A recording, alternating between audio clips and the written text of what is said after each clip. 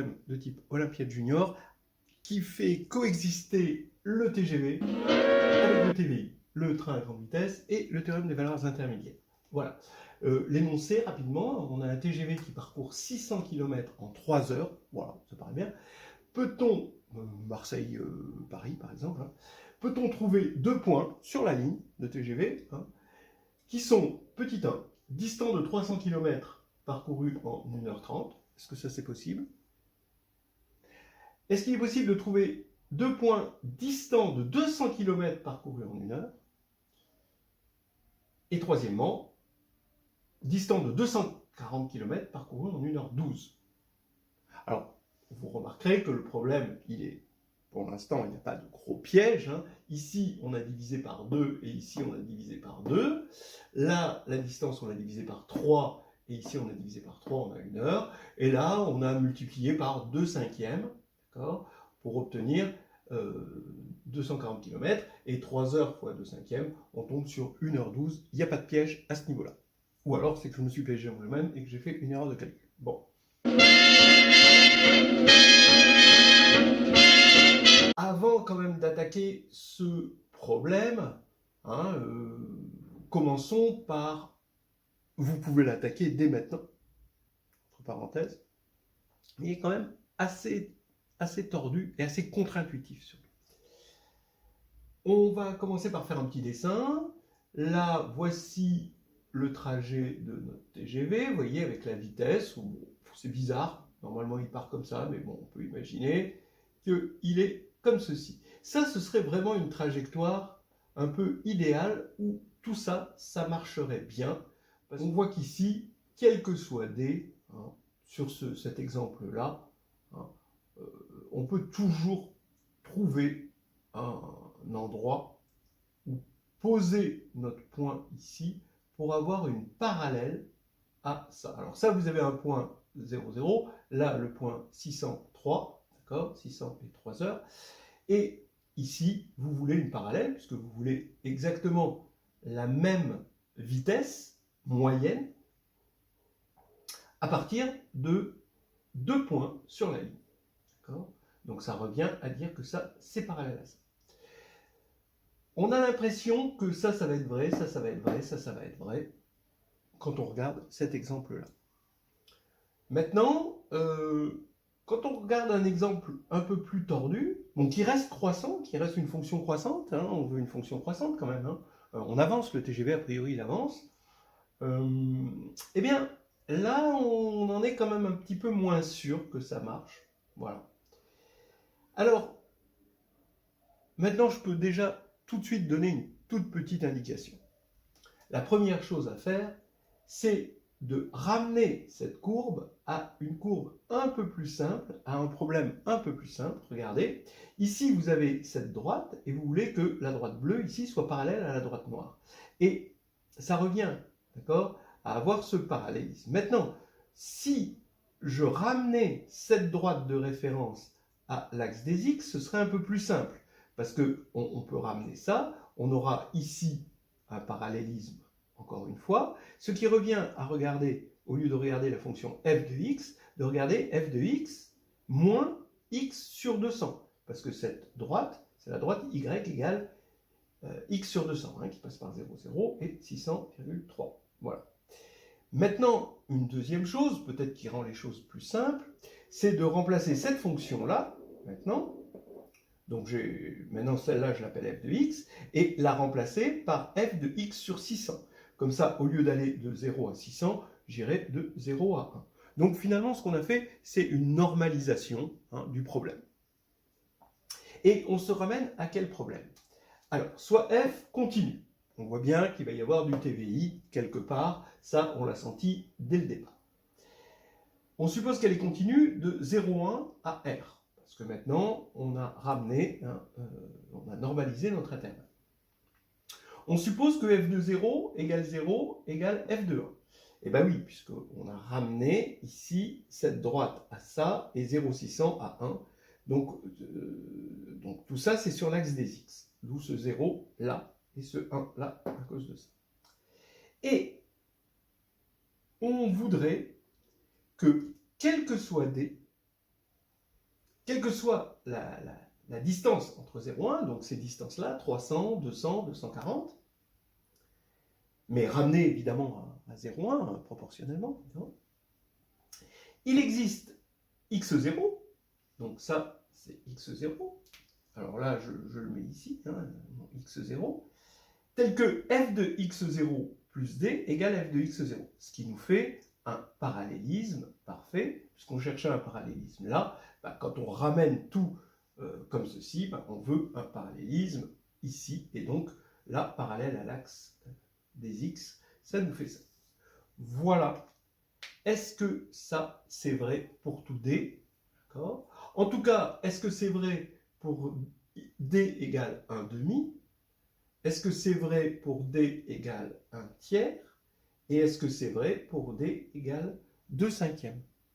Je pense que tout le monde est convaincu qu'on est ramené, hein, grâce à ces petites manipulations, à se poser ce problème. Voilà la solution tout de suite. Donc, déjà, un premier résultat. Soit f continue de 0,1 dans R. On va supposer que f de 0 égale f de 1. Égale 0, mais ça, on ne s'en servira pas, en fait. Bon, vous voyez bien que là, c'est rien du tout. Donc, au moins f de 0 égale f de 1, ça c'est important. Et on va poser la fonction g, c'est g de x égale f de x plus 1 sur n moins f de x. Alors bien sûr, x, il est entre 0 et 1 moins 1 sur n, bien sûr. On va considérer g de 0 plus g de 1 sur n, plus etc., plus g de k sur n, plus g de n moins 1 sur n, on s'arrête là. Et bien sûr, ça se catapulte, et ça va donner uniquement, ici, ce terme-là va donner f de 1, moins f de n-1 sur n, qui va disparaître avec le terme d'avant, etc.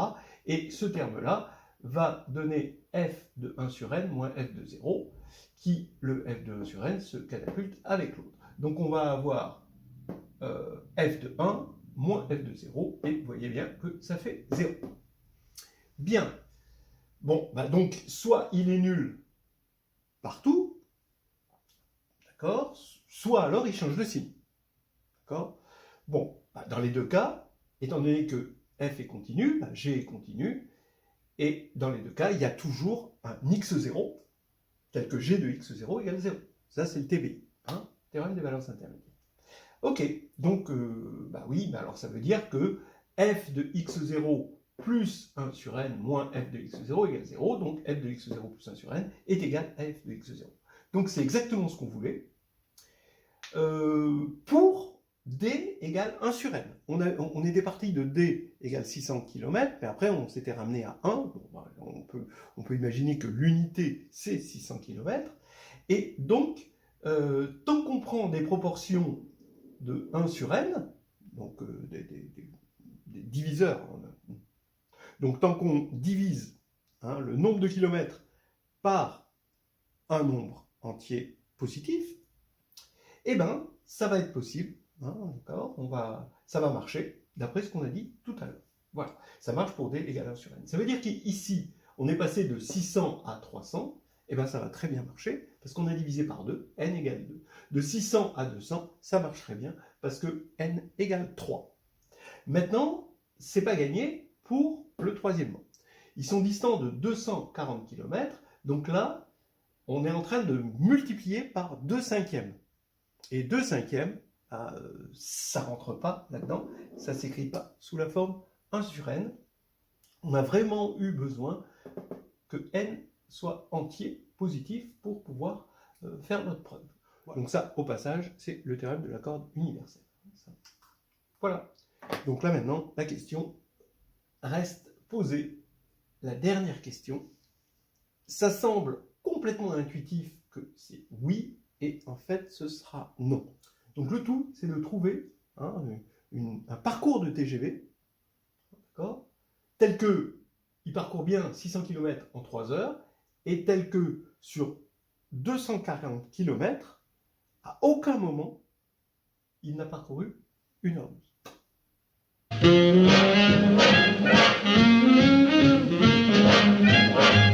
voilà un contre-exemple. C'est cette fonction-là. Alors, f de x égale 1 sixième de 1 moins cosinus pi x sur 120, le tout, plus x sur 225. Bon, comment ça a été trouvé? Comment construire ce contre-exemple? D'abord, l'idée, c'est de partir de 240 km, et je veux quelque chose qui soit jamais périodique de période 240. Donc, en gros, quelque chose comme ça, où quand je rajoute 240, là, je suis obligé de monter un petit peu, d'accord? Ou de descendre, mais jamais être égal, d'accord? Donc, je vais prendre une période 240, donc une fonction périodique de période 240, que voici, et je vais lui rajouter quelque chose, de sorte à ce que quand je rajouterai 240, ça marchera jamais, j'aurai jamais égalité. C'est ça que je veux. Et ensuite, donc ça, ce sera ma fonction que j'appelais G tout à l'heure, donc la fonction, celle qui était à l'horizontale, et ensuite, je vais rajouter cet accroissement comme ceci, qui va correspondre à la fonction f. Donc, de toute façon, c'est une fonction affine. Donc, je vais avoir une fonction périodique de période 240, plus un accroissement qui, lui, est affine. Voilà. Donc, déjà, je pars là-dessus. Mais ensuite, il fallait que cette fonction soit croissante, parce que le TGV, il avance, il ne recule pas, et même si on regarde la distance par rapport au temps, le temps, lui, il recule encore moins. Donc, il faut faire des petits essais, et multiplier ici par une constante, de sorte à ce que, bon, parce que ça c'est croissant, hein, d'accord, ça va rendre le truc croissant, mais il faut multiplier par une constante ici, de sorte à ce que ça ne rende pas la fonction f décroissante. Il faut qu'elle soit tout le temps croissante. Donc il y a un petit coefficient de proportionnalité. Donc il faut faire des ajustements, et puis on y arrive. Donc maintenant on vérifie. F de 0, bah, ça fait 0, parce qu'ici ça va faire cosinus 0, 1, 1 moins 1, 0, là ça fait 0. F de 600, bah, c'est calculé pour. Hein. Donc f de 600, quand je vais mettre 600, 600 sur 120, ça fait 5. Cosinus 5pi, ça fait moins 1. Là, ça va faire 2 sixièmes. Et là, 600 sur 225. Donc 2 sixièmes, c'est 1 tiers. 600 sur 225, vous vérifiez que c'est 8 tiers. Donc en tout, ça fait 9 tiers, donc bien 3. Donc au bout de 600 km, il aura bien fait 3 heures. En partant d'un point initial et d'un temps initial. Maintenant, on dérive. Alors la dérivée, il faut montrer que c'est toujours positif. Ça, c'était d'où le petit 1 sixième, un petit peu les réajustements qu'il y a eu ici, qui rendent cette fonction un petit peu compliquée. Là, on va dériver. Quand on va dériver, on va avoir du sinus pi x sur 120, d'accord, multiplié par pi sur 120 fois 1 sixième. Voilà, plus 1 sur 225. Mais le sinus, il est compris entre moins 1 et 1, donc le minimum, ce sera pour moins 1. Donc on va avoir moins le pi qui est sorti par la dérivée, le 120 qui est sorti par la dérivée, fois 6, ici, moins pi sur 720, plus 1 sur 225. Et ça, bah, ça a été calculé hein, à ras la couette pour que ce soit strictement positif. Ça, c'est le petit plaisir de trouver un truc qui est positif, mais vraiment de peu. À des moments, le TGV va faire des petites haltes, hein, mais des micro-haltes, et c'est pas vraiment des haltes, des epsilon haltes. Et maintenant, donc on a cette fonction, d'accord, qui est croissante, qui va de 0,0 au point 600,3, et là, peut-on avoir f de x0 plus 240 moins f de x0 sur 240, hein, d'accord, donc c'est bien l'accroissement sur une distance de 240, d'accord, l'accroissement du temps, proportionnel, donc ici, égal à 3 sur 600. Alors ça fait peut-être un petit peu bizarre hein, d'avoir les temps en ordonnée et les distances en abscisse, mais le problème a été posé comme ça. Bon, eh bien, faites le calcul. Quand vous allez faire ça moins ça, bah évidemment, ici, les termes entre ça et ça va s'éliminer, puisque c'est de période 240. Regardez, ici, la période est de 240. C'est pour ça que je vais diviser par 120. Hein. Voilà.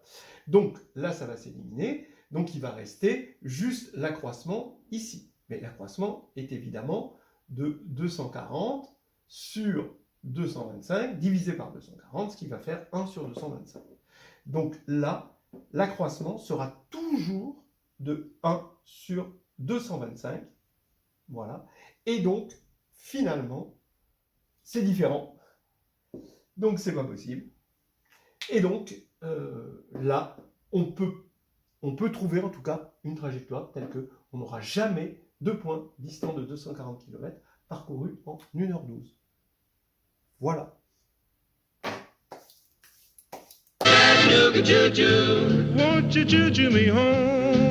Donc là, vous voyez la fonction. Hein, là, en 0, ça fait 0. En 600, ça fait 3. Elle monte tout le temps. Et en fait, il n'y aura jamais la pente qu'on a ici. On la retrouvera jamais sur une distance de 240 ici. On voit bien aussi qu'elle rattrape son retard à partir de 360 parce que ça monte bien.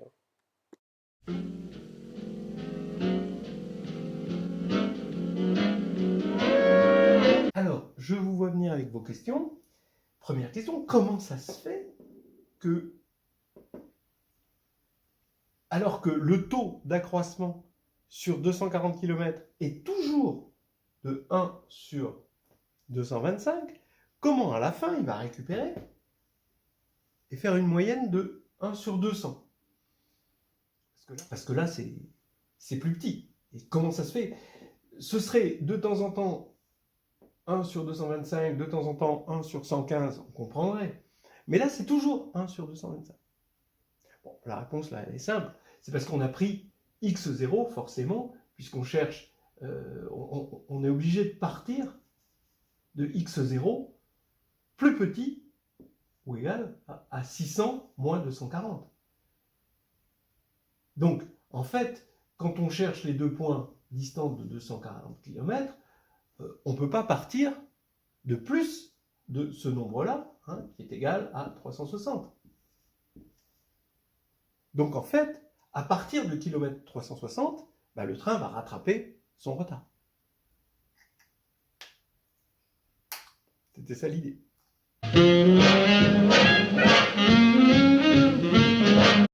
Et puis, dernière question. On a fait le problème avec les distances. Est-ce qu'on aurait pu le faire pour les temps? C'est-à-dire pour les ordonnées ici, hein? Eh bien, oui, c'est exactement la même chose, hein. On aurait pu partir sur un temps de 1h30, est-ce qu'on a parcouru 300 km, etc. Est-ce qu'on peut prendre sur un temps au lieu de sur une distance? Voilà. Pourquoi? Parce que, de toute façon, hein, on a la même constante de proportionnalité sur l'axe des x et sur l'axe des y. Hein, à partir du moment où on fixe ici une pente, on va avoir exactement la même constante de proportionnalité, ça sur ça et ça sur ça, évidemment. D'accord? À cause du théorème de Thalys.